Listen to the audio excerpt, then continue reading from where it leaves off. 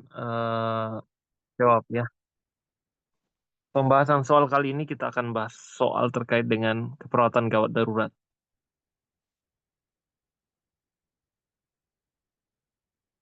Silakan kalian baca dulu dan setelah itu kalian jawab di kolom chat.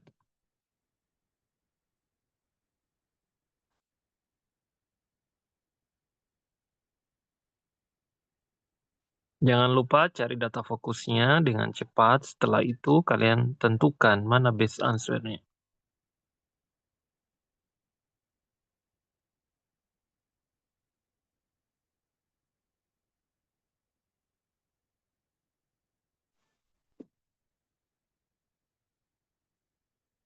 Silakan semua.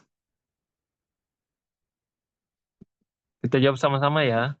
Nah, di soal seperti ini soal tentang gawat daruratan ya. Jadi, biasanya soal-soal emergensi dan soal-soal gawat darurat itu dibutuhkan tindakan dan keputusan yang cepat untuk dilakukan dalam hal ini berusaha semaksimalnya untuk menyelamatkan pasien.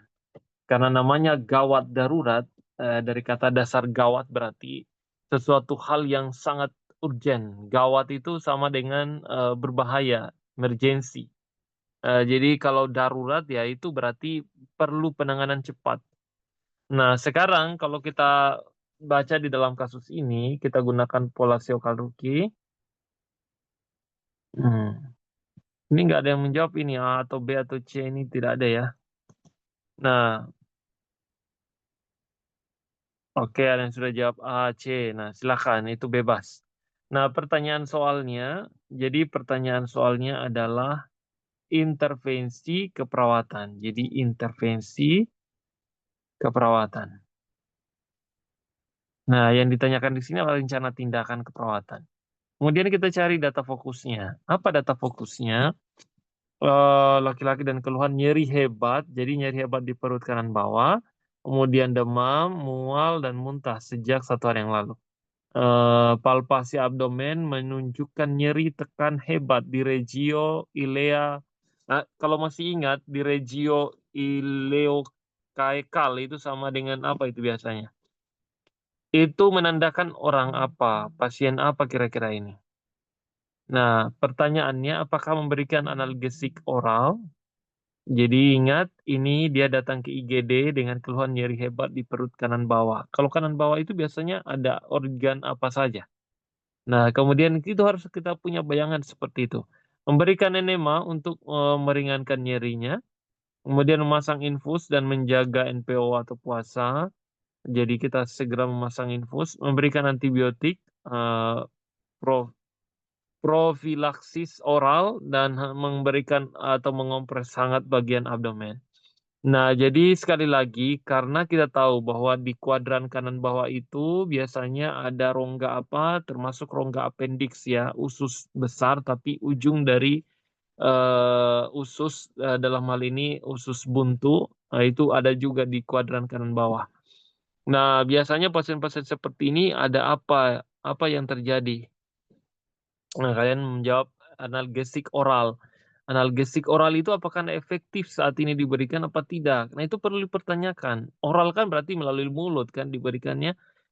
Kemudian memberikan enema, apakah bisa meringankan nyerinya saat ini? Kalau masang infus, apa tujuannya? Kenapa harus infus? Kemudian memberikan antibiotik misalnya, mengompres hangat. Nah, sekarang kita jawab kira-kira apa best answer dari soal seperti ini ya. Jadi kalau kalian perhatikan bahwa sebenarnya kenapa harus ini? Jadi saya sudah jelaskan tadi bahwa orang dengan pasien dengan nyeri kuadran kanan bawah, nyeri perut hebat, itu maksudnya hebat, dia tidak mampu tertahankan hebat. Itu kalau kualitas hebat itu berarti sangat sakit di kuadran kanan bawah. Artinya ada masalah ya ini, makanya dicurigai dia ini APP. Nah, jangan-jangan ini APP, appendicitis misalnya. Nah, maka perlu apa? Operasi darurat. Makanya tindakannya sebelum bedah, tindakan bedah. Maksudnya apa? Nah, kalau dia tidak dioperasi darurat, apalagi kalau dia sudah memang dia mengalami tanda dan gejala yang sama, misalnya ketika dibaringkan, diangkat kaki kanannya dan itu masih nyeri, dilepas tangan kalian pun masih nyeri pasiennya. Ini bisa jadi dicurigai appendicitis.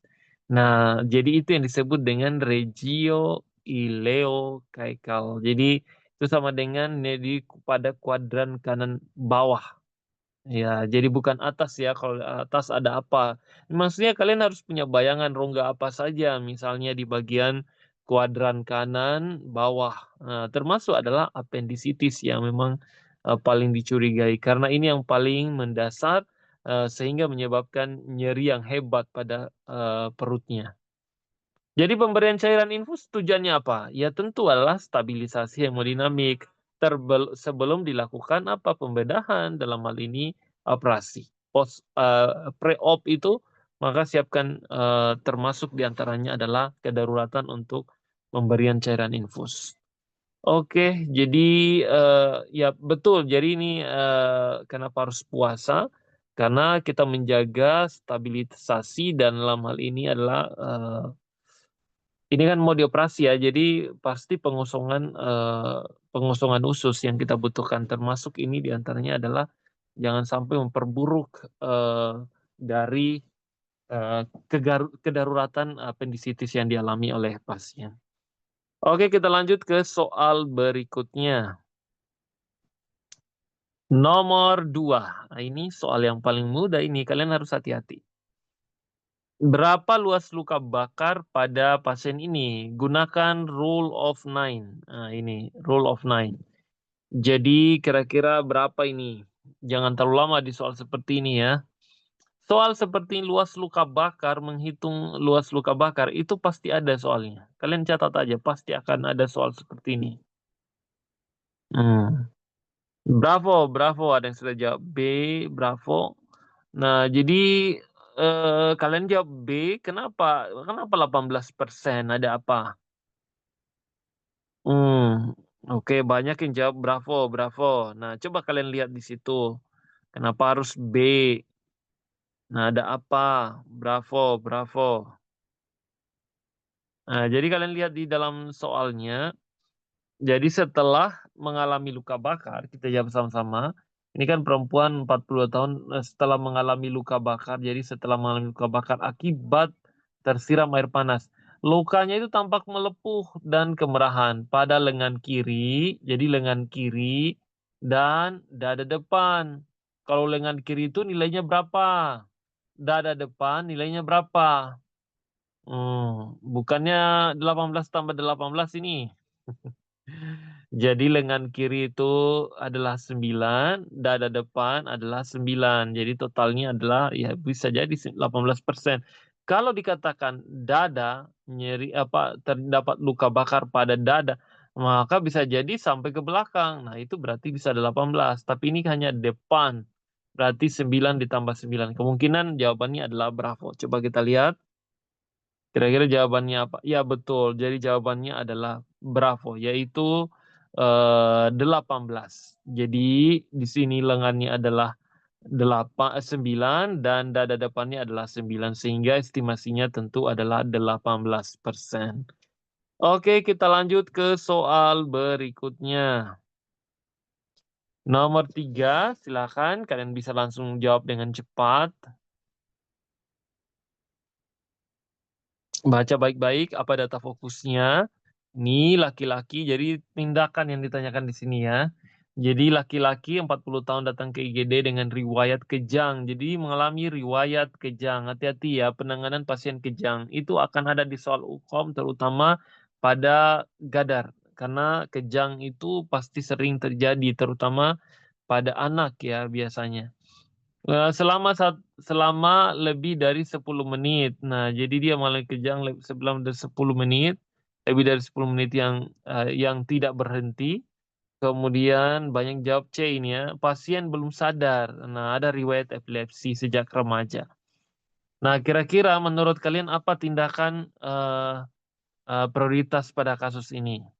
Apakah memberikan karbamazepin oral, menunggu pasien sadar dulu atau apa nih? Nah, memberikan diazepam, nah itu ya. diazepam itu butuh juga ya kalau pasien-pasien yang ada riwayat kejang, memberikan oksigen atau gimana? Nah, atau menstimulasi pasien untuk bangun itu tidak. Jadi kemungkinan kalau bukan Charlie, jadi infeksi diazepam ini penting. Yang lainnya memberikan oksigen. Nah, ini kan walaupun di sini tandanya dia mengalami sesak napas, tapi hati-hati, sesak napas di sini yang perlu kita atasi bukan karena sesak napas, kehabisan oksigen, tetapi bisa jadi, ada riwayat atau ada masalah jangan sampai lidahnya jatuh ke belakang, itu yang bahaya, apalagi pasien kejang. Jadi penanganannya, jadi yang perlu kalian ingat itu adalah penanganan pasien kejang, ini kalian ingat ini akan masuk di soal, bisa juga pada pasien dewasa dan paling sering pada pasien anak.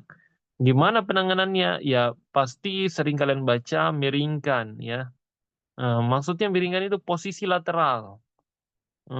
Posisi lateral dimiringkan. Tujuannya apa?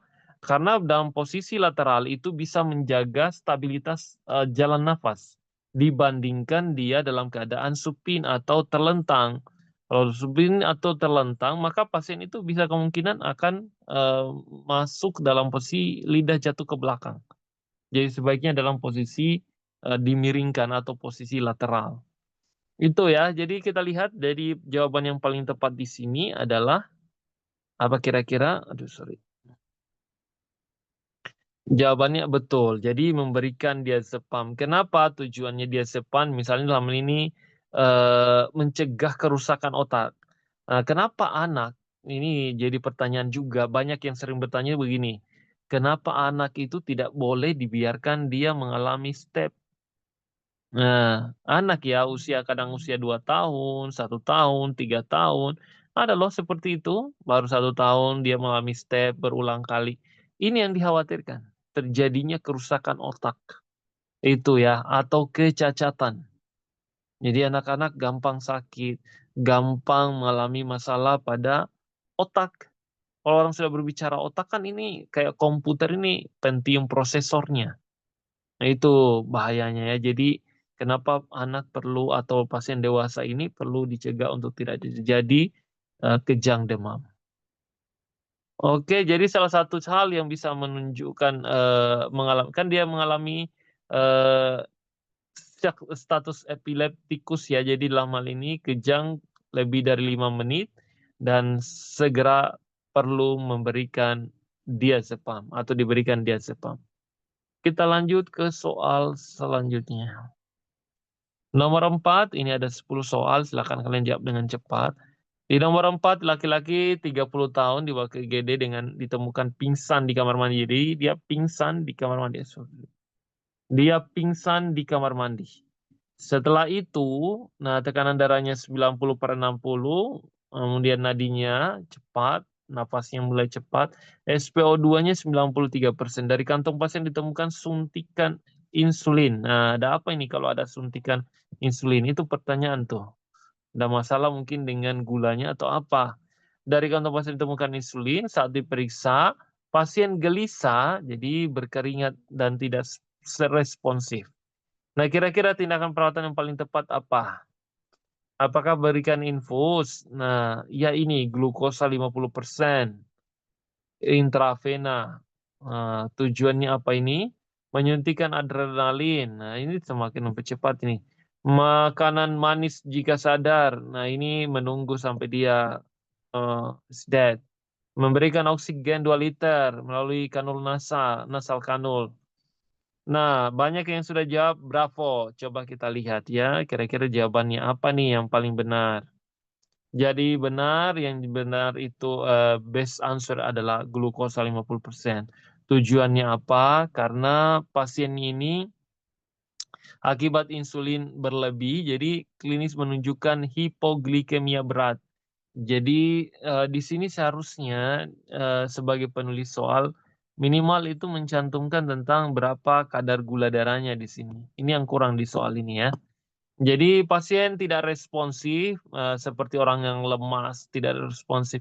Karena, intervensi kita tujuannya adalah bagaimana glukosanya dalam hal ini kita berikan untuk mencegah terjadinya ini hipoglikemia tadi ya. Bukan makanan manis oral ya, tapi yang penting adalah mencegah kerusakan otak. Oke, kita lanjut ke soal berikutnya. Jadi soal-soal gadar itu penanganan cepat yang dibutuhkan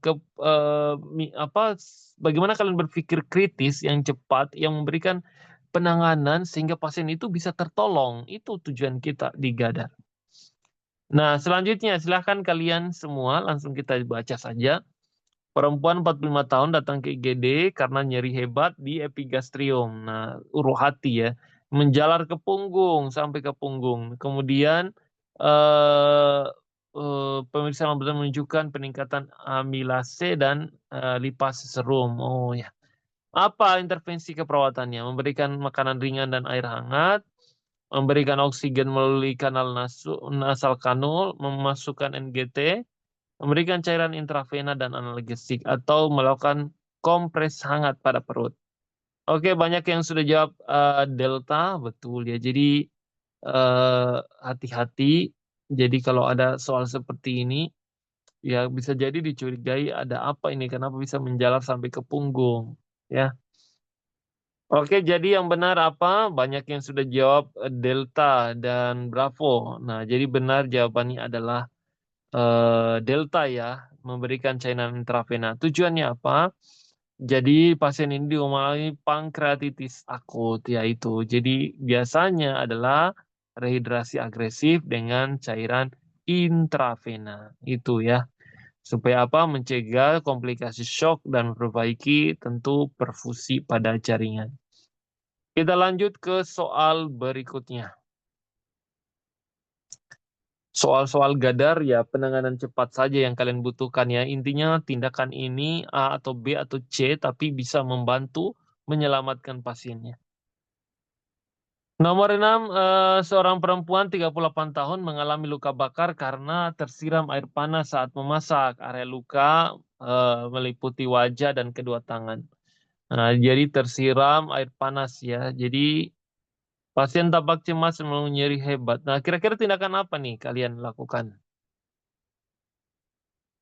Berikan antibiotik, ya perlu nggak itu? Mengompres luka dengan air dingin. Jadi cara-cara kalian begitu, jawabnya kalian yang bertanya, ya kalian juga yang harus jawab. Perlu nggak? Cepat nggak ini ya? Bisa nggak menyelamatkan pasiennya? Gimana? Gitu kira-kira ya.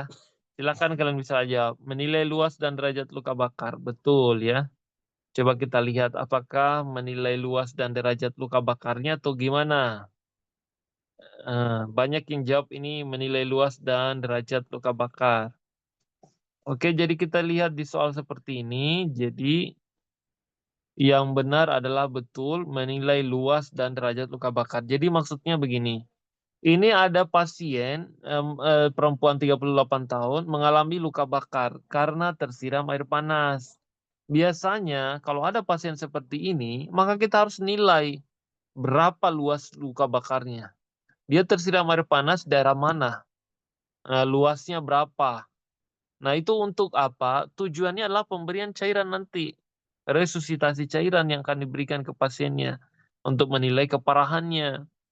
Dia masuk derajat apa? Itu penting. Jadi jangan langsung kompres luka, jangan langsung memasangkan oksigen, tapi yang penting adalah bagaimana kita nilai dulu luas dan derajat dari luka bakar pasien. Nah, ini arahnya ternyata seperti yang saya jelaskan, kebutuhan dari cairannya tentunya rujukan dan intervensi lanjutan. Oke, kita lanjut ke soal berikutnya. Nomor 7. Laki-laki 60 tahun dirawat di ICU karena gagal nafas akut. Ia sedang mengalami ventilasi mekanik. Kira-kira kalau ventilasi mekanik ada masalah apa nih? Perawat mencatat adanya penurunan SpO2, terjadi penurunan SpO2-nya dari 9 menjadi 84 saat ini. Sekarang tekanan ventilatornya meningkat dan pasien tampak gelisah. Jadi tekanan pada ventilatornya itu mulai meningkat. Apa langkah perawatan yang pertama kalian bisa lakukan? Meningkatkan aliran oksigennya, menyuntikkan sedatif untuk menenangkan pasien biar tenang, Atau memeriksa, ada yang jawab Charlie. Memeriksa dan membersihkan jalan nafas dengan suction. Ya, segera cabut ETT-nya, nggak boleh nih. Melakukan reposisi pasien ke sisi lateral, buat apa? Oke, ada yang sudah jawab apa nih? Charlie. Nah, jadi ya tujuan dilakukan suction biar apa? Ya, tidak terjadi apa kira-kira? Ya, gagal napas kan ya, kira-kira itu ya. Jadi ya bisa jadi ini adalah Charlie, gimana membersihkan jalan nafasnya ya. Karena dia terbaring lama, biasanya ada penumpukan cairan. Nah, coba kita buktikan kira-kira jawabannya apa. Jadi yang benar, betul. Jadi melakukan suction. Jadi tujuannya adalah ya karena secret salah satunya yang membuat pasien ini dari SpO2-nya 90, dari 96 ke 84 itu kan sangat turun ya. Itu bisa karena apa? Ya, bisa karena penumpukan cairan. Maka akumulasi dari secret itu kita bisa lakukan suction. Nah, tujuannya apa? Memastikan jalan napas tetap terbuka. Itu yang utama ya. Ingat ini karena ini adalah kasus emergency. Kita lanjut ke soal berikutnya, nomor 8. Laki-laki 60 tahun dengan riwayat hipertensi dan stroke iskemik mengalami muntah hebat saat di rumah, kemudian tidak dapat berbicara. Dia muntah, dia mengalami stroke ya, pastinya dia stroke dan dia tidak bisa berbicara dan mengalami kelemahan pada sisi tubuh kanan, hemiparisek kanan. Kalian jawab apa nih? Tindakan perawatan, berikan aspirin nggak itu? Tujuannya biar apa? Menurunkan tekanan darahnya atau apa? Memberikan cairan glukosa atau membersihkan pasien semifolet dan stabilkan tekanan darah. Ya bisa juga melakukan fisioterapi. Banyak yang sudah jawab Charlie. Kira-kira jawabannya apa ini? Jadi yang benar adalah betul, yaitu Charlie. Tujuannya apa? Pasien mengalami stroke hemoragik, yaitu perdarahan ya. Dengan hipertensi berat, dalam hal ini 210. Hati-hati, pasien ini bisa meninggal ini. Dengan cara apa? Tujuan kita adalah membantu menurunkan tekanan intrakranial. Itu tujuannya. Supaya terdapat kontrol tekanan darah. Karena kalau tidak dilakukan ini bisa terjadi perdarahan lanjutan atau stroke hemoragik. Ini ingat bukan non-hemoragik tapi hemoragik. Berarti disertai dengan perdarahan yang hebat. Kalau dia tidak ditangani segera maka pasien bisa meninggal. Oke, pecahnya pembuluh darah ya bisa jadi salah satunya itu ya. Next, kita lanjut ke soal berikutnya, nomor 9. Nah, ini juga ya, soal seperti ini juga ada soalnya. Kalian jawab apa ini di sini? Laki-laki 30 tahun datang ke IGD setelah kecelakaan lalu lintas. Ia mengalami luka robek, jadi dia mengalami luka robek pada tungkai kiri dan tungkai kiri dapat berjalan sendiri. Kemudian tekanan darah 130, kemudian nadi 90. Nah, ini apa kira-kira ini? Merah, kuning, hijau, hitam, abu-abu. Menjawab apa? Kalau merah gimana? Kalau kuning gimana? Hijau gimana? Hitam gimana? Abu-abu gimana? Ini ada 1 atau 2 soal tentang. Nah, kira-kira jawabannya apa? Banyak jawab Charlie, hijau. Masa sih hijau? Kuning atau hijau? Hati-hati ya. Jadi jawabannya apa? Hijau, kuning. Oke, jawabannya yang paling tepat ini kalian keterlaluan ya. Jadi kata kuncinya itu ada di mana? Ini kan dia mengalami luka robek. Oke lah kalau mungkin kalian bilang wah ini kan luka robek ya. Oke, boleh luka robek pada tungkai kiri. Tapi ingat di sini dijelaskan dapat berjalan sendiri. Nah, jadi apa yang harus ada kalian pilih? Mestinya itu adalah kalau dapat berjalan sendiri apa? Nah, itu betul. Hijau. Nah, itu ya. Jadi tidak ada gangguan sirkulasi atau pernapasan yang berat. Makanya kategorikan hijau. Ini ditolong belakangan. Jadi ini juga yang berikan edukasi ke kalau pasien dan keluarganya, "Aduh dia sudah kecelakaan." Iya, tapi itu dia masih bisa berjalan sendiri. Dan kesadarannya juga kompos mentis dan sebagainya. Cuman karena memang ya iya betul, karena memang pasien-pasien tertentu itu termasuk keluarganya tidak memahami, ada triase, ada pengkategorian pasien di ruang IGD yang perlu gawat ini. "Aduh saya punya keluarga, saya punya ini." Sudah seharian tidak dilayani, padahal kan ya bisa juga sih memang bisa boleh keluhan, tapi kalian harus tetap memahami bahwa di situ ada triase ya. Oke, kita lanjut ke soal berikutnya nih. Luar biasa malam hari ini ya. Eee, Cuma geleng tangan.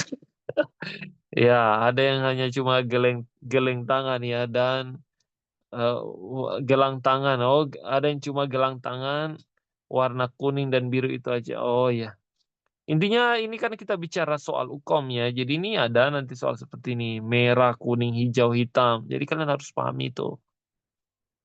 Ya itu memang adalah stats, triase bencana. Jadi kita tetap mengacu pada keilmuannya ya. Oke, kita lanjut ke soal berikutnya. Masih ada nih. Kira-kira kalau nomor 10 yang terakhir ini apa? Perempuan 27 tahun menjadi korban ledakan gas di pasar. Ia tidak responsif, nafas tidak ada, nadi karotis tidak teraba, jalan nafas sudah dibuka oleh petugas namun pasien keterlaluan sih. Merah ya. Ya, jadi ini adalah merah. Hmm. Oke, luar biasa. Banyak jawab A. Di merah ya. Oh, ada juga yang jawab D nih. Merah, merah. Luar biasa. A, D ini. Merah, merah.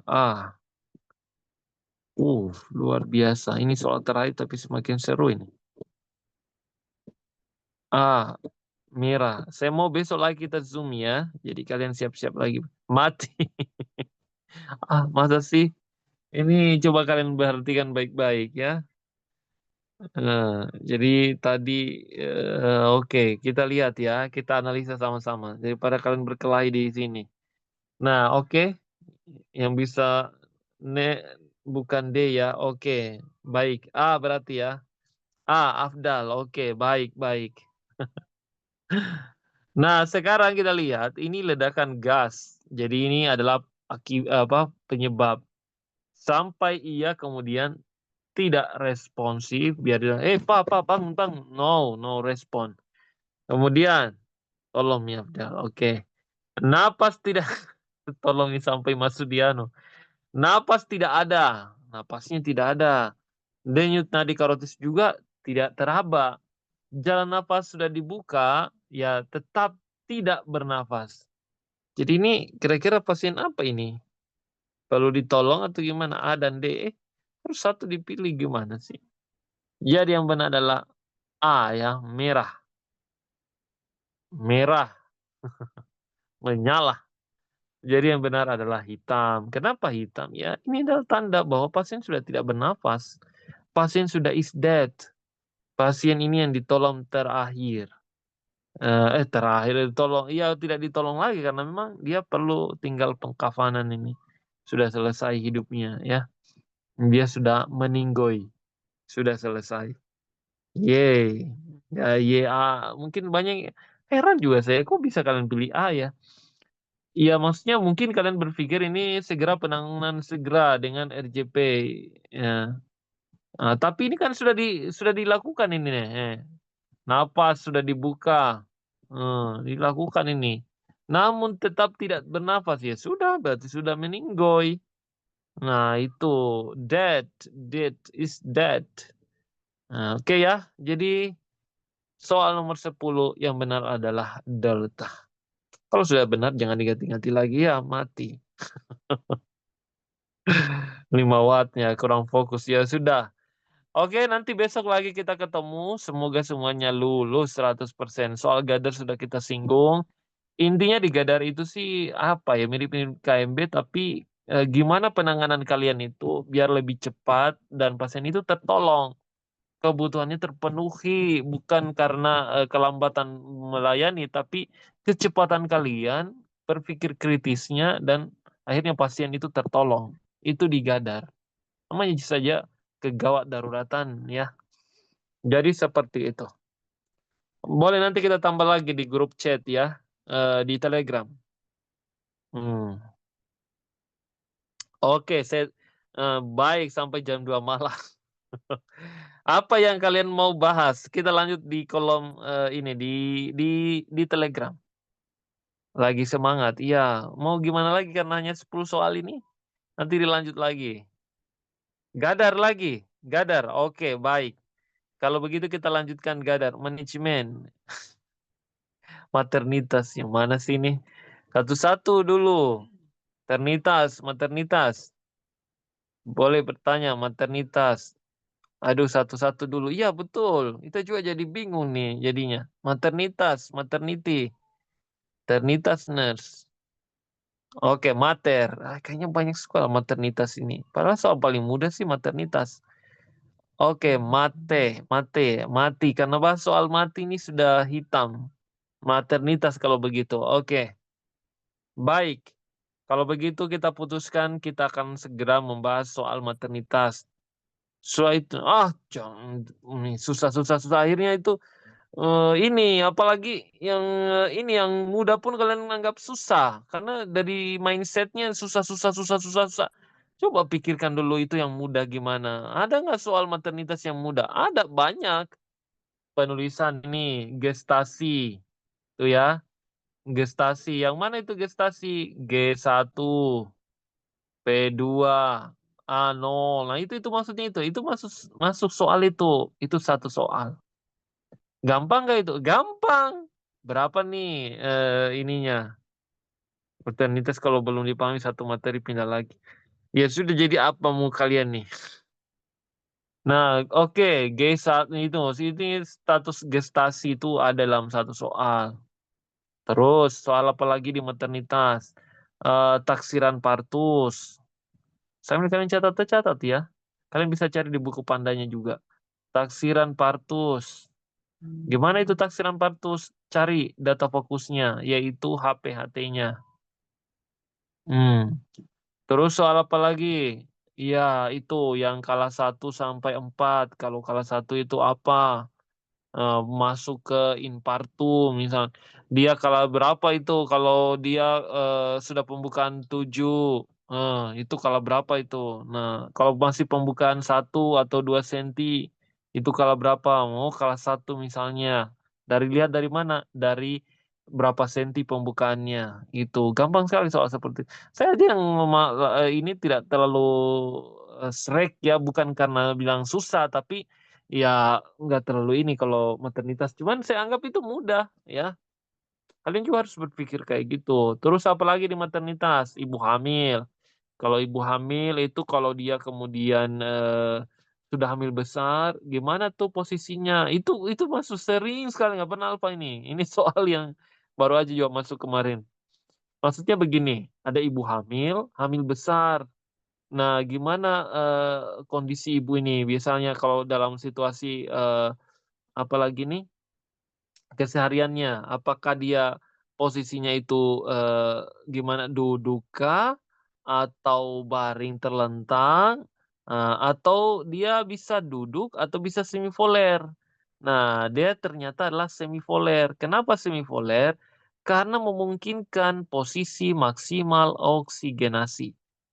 Dibandingkan dia telentang. Ada nggak ibu hamil besar itu dia telentang tidurnya? Nggak mungkin, tidak ada. Ya, nggak mungkin ini ada karena kemungkinannya adalah dia akan kesulitan bernafas. Itulah kenapa dia bisa miring ke sebelah kiri dengan meninggikan posisi kepalanya. Tujuannya itu tadi adalah sesak napas karena dihimpit oleh ini. Anggaplah ini bayi ya. Jadi dihimpit ini oleh ini janin ya, janin ini. Nah, semakin dia terlentang, maka janinnya ini akan semakin menghimpit ke arah ibu. Ya, dalam hal ini adalah arah paru-paru. Itu maksudnya. Jadi arah paru-parunya yang akan terhimpit. Kalau arah paru-paru terhimpit, maka itu kembang kempis paru pasti secara fisiologis itu terganggu. Nah, ini ilmu ya, supaya maksudnya kalau masuk di soal hukum nanti ini, kalian paham maksudnya. Nah, dia juga tidak direkomendasikan kalau duduknya adalah posisi duduk yang lurus.